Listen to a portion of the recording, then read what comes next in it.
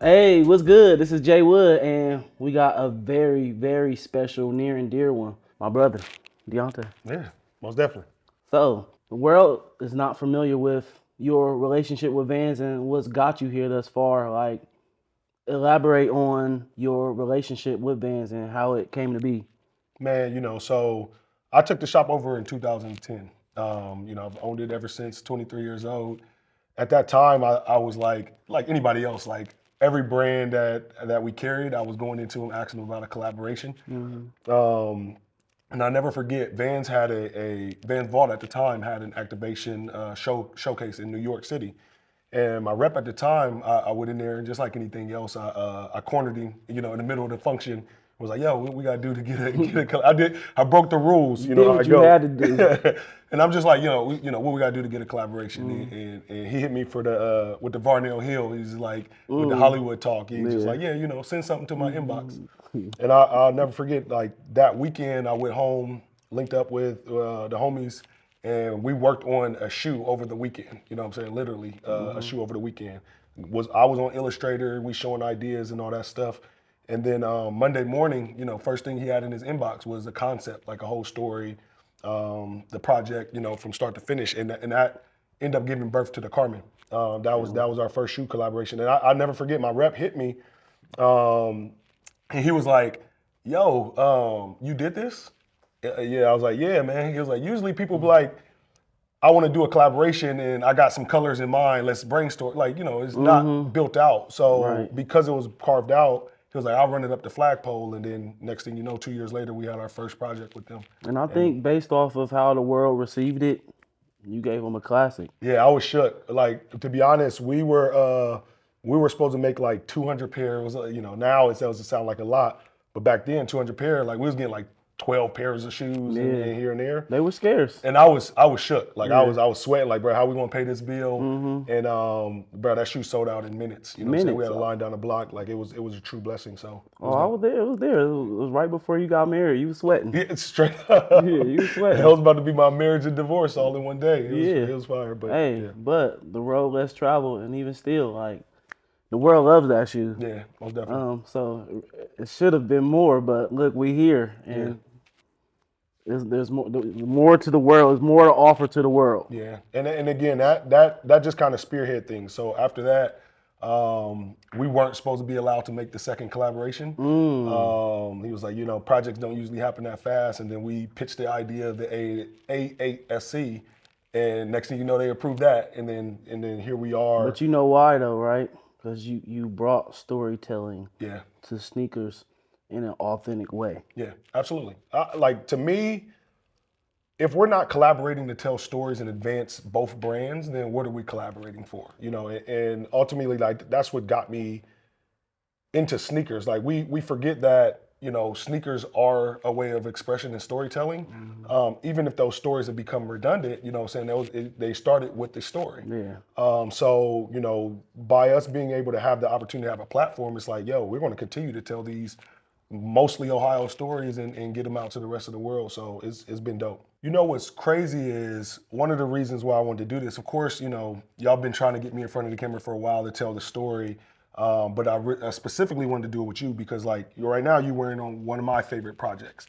And the reason why it's one of my favorite projects is because it's the only pair that you got, you know what I'm saying? And everybody knows Aye Jae. Like, he's big Jordan guy, big Nike guy.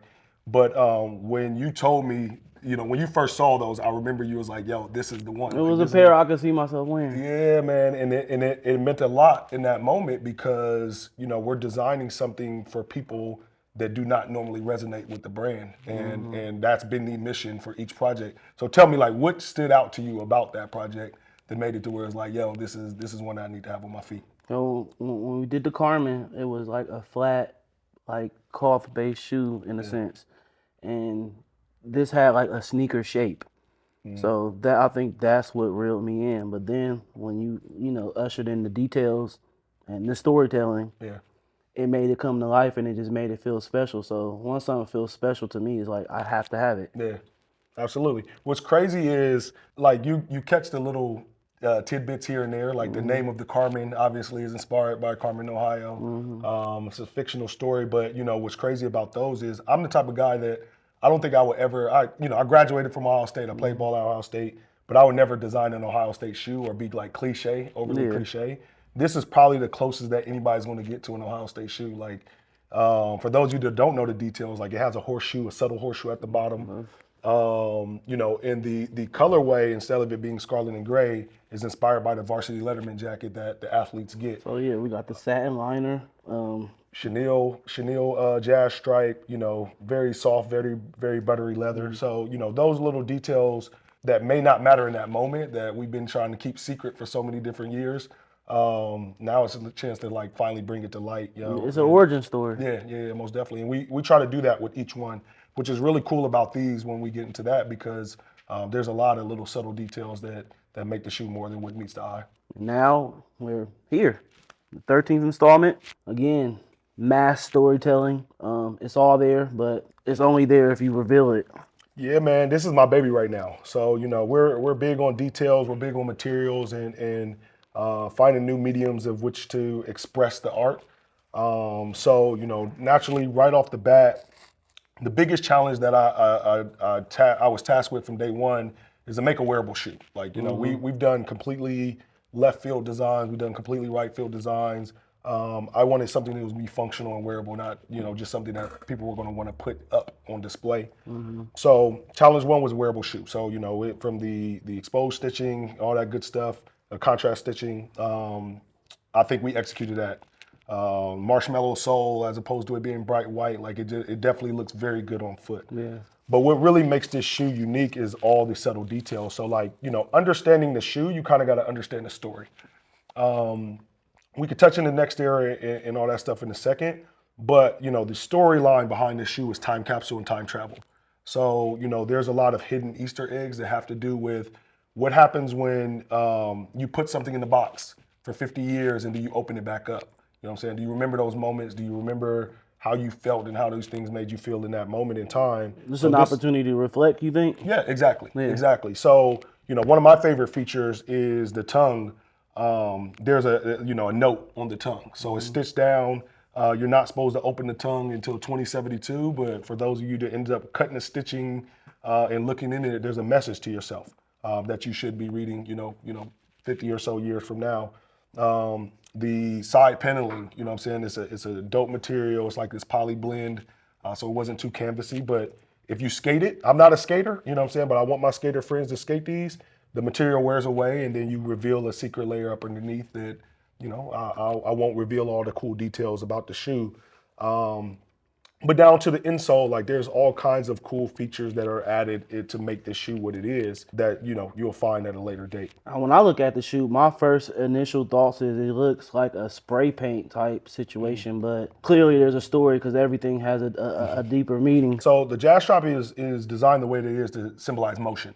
So, again, the whole idea of time capsule, you interblend that with time travel. This was to show motion, like you're moving through time.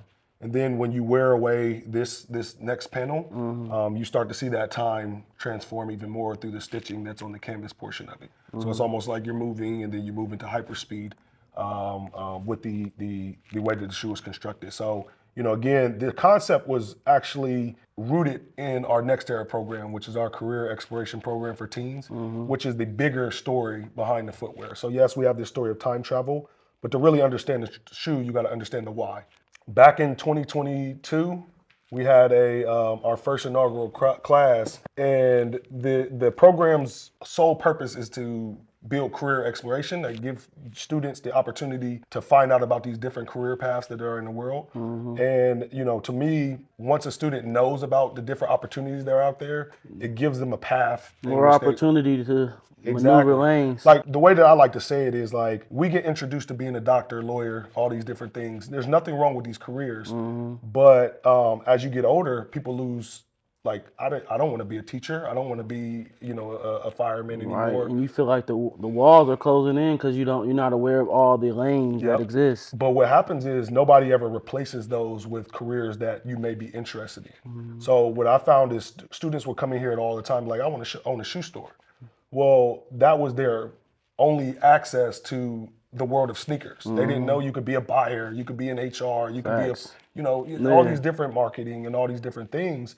So the purpose of the program is to expose them to exactly that, and it's just spark the idea that there are bigger opportunities out there. Yeah. So like even so how it comes full circle in the box is like the box, first and foremost, it gives a nod to next year class of 2022. Those are my babies. There's the first group. That was the first time Vance told us Vance sponsored the program, the first class, which was really cool. This past summer, we took our 2025 class all the way from Columbus to LA, which is a big thing. That but was fire. It was dope to witness and just like see that play out from afar. yeah, absolutely, man. So, to understand the full project, the box was made to look like a box that had been buried, in the dirt for all these different years. So that's more why it you looks know. rustic.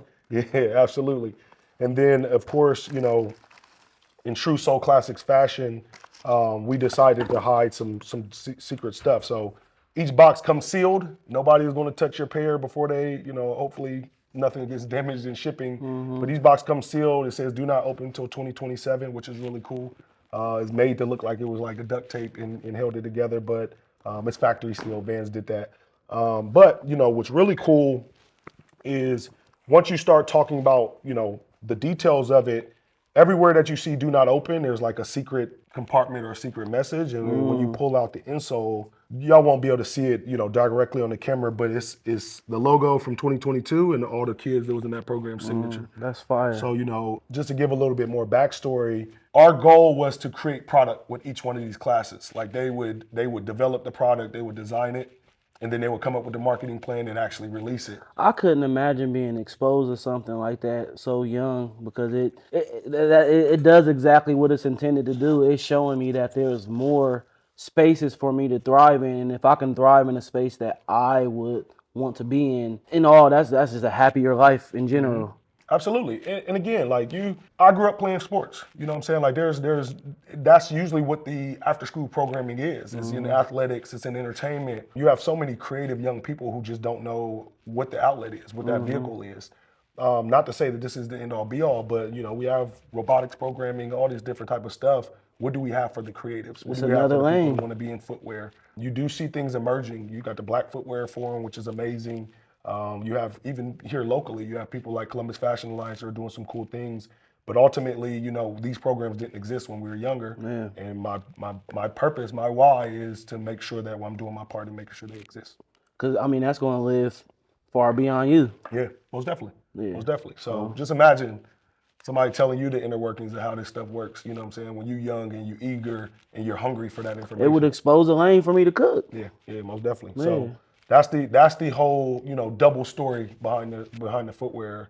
We have this surface level story, but ultimately this is a project that is inspired by a program. You know what I'm saying? And that program is designed to be bigger than, And with the actual each footwear. model, in my opinion, having a different backstory, you might want to dig back into the archive. Speaking of which, this is a shameless plug, but we do have a website that has all of our archive footwear. So if you go to SCX, like times, vans.com, you can see all the history and dig deeper into it. Yeah, but the stories, like one thing I can never slight you on is you bring the storytelling to the opportunities that Vans have presented to you. Yeah, it's been a cool platform.